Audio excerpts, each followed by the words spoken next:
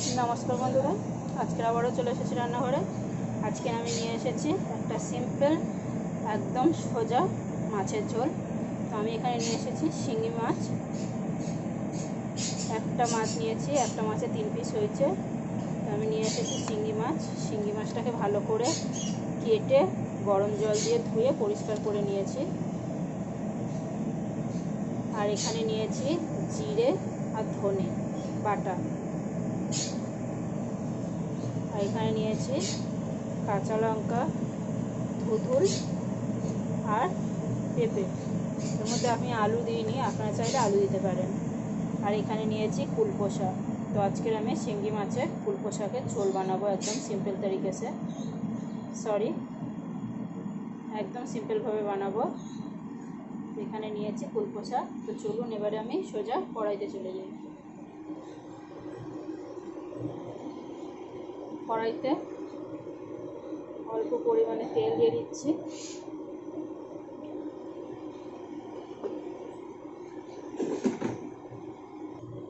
কড়াইতে তেল দিয়েছি, তেলের উপর দিয়ে দিচ্ছি একদম অল্প পরিমাণে হলুদ আর একটু নুন।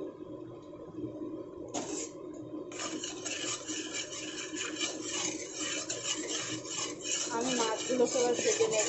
মাছে কিন্তু আমি নুন হলুদ মাখাইনি, সোজা তেলে দিয়েছি। প্রথমত মাছের গায়ে তো নুন হলুদ মাছ লাগে না।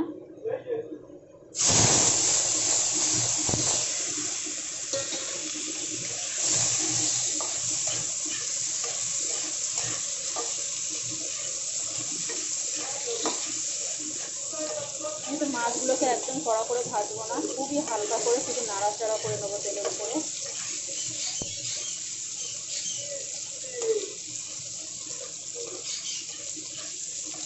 দেখুন আমার মাছ কিন্তু ভাজা হয়ে গেছে। আপনারা যদি চান কড়া করে ভাজতে পারেন, আমি কিন্তু শুধু তেলের উপরে নাড়াচাড়া করে ভেজে নেব। এবার মাছগুলোকে আমি তুলে নেব। এখন কড়াইতে দিয়ে দিচ্ছি একটু গোটা জিরে। আমি কিন্তু কড়াইতে এখনও তেল দিইনি। এখন দিয়ে দিচ্ছি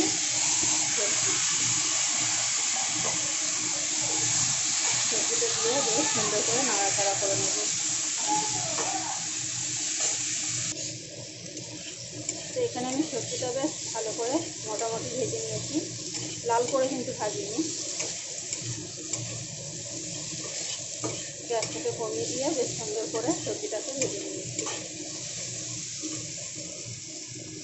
এখন আমি এখানে দিয়ে দেবো স্বাদ অনুযায়ী নুন,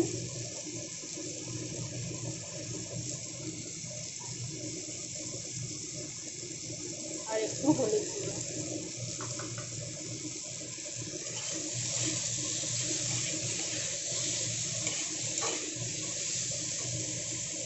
আর এখানে দিয়ে দেবো জিরে ধনে বাটা।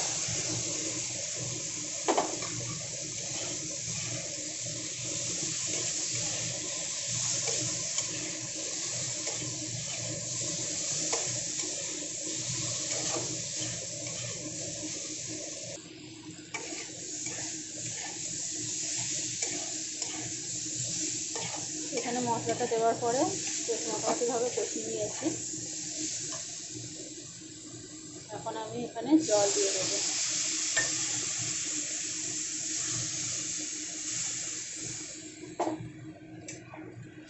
এখানে পাতলা ঝোলটা সব থেকে বেশি ভালো লাগে, তবে আপনারা আপনাদের পছন্দ মতো ঝোল রাখতে পারেন।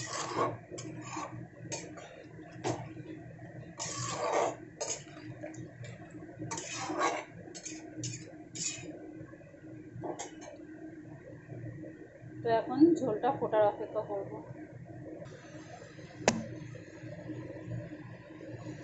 তো আমি এখানে তো কড়াই ঢাকা দিয়ে দিয়েছিলাম, তারপর এটা ফুটে গেছে।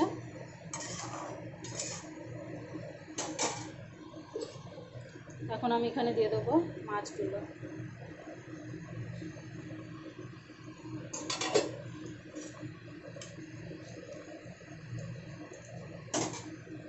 শিঙ্গি মাছগুলো দেওয়ার পরে এখন আমি এখানে দিয়ে দেবো কুলপোষা।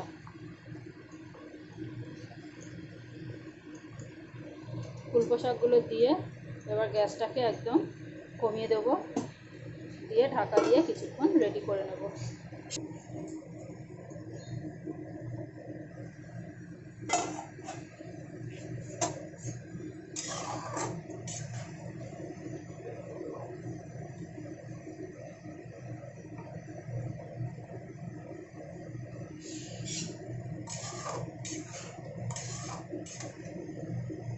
আমার কিন্তু তরকারিটা পুরোপুরি কমপ্লিট, এবার একটু সেদ্ধ হবে, পেঁপেটা একটু বাকি আছে। তো বন্ধুরা, আমার রেসিপিটা কেমন লাগলো অবশ্যই একটা লাইক কমেন্ট শেয়ার করে জানাবেন। আমার ভিডিওটা দেখার জন্য অবশ্যই ধন্যবাদ। আমার চ্যানেলটাকে সাবস্ক্রাইব করে আমার পাশে থাকবেন।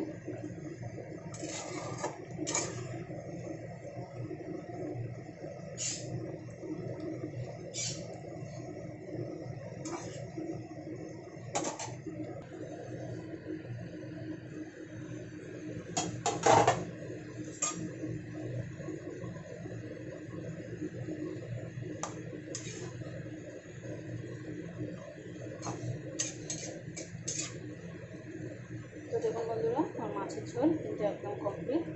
এবার আমি তরকারিটাকে নামিয়ে নেব।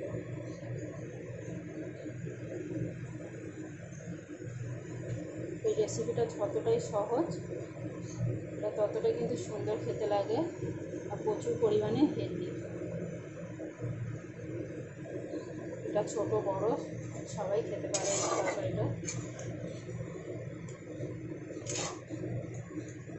তো চলুন এবার এটাকে নামিয়ে নিই।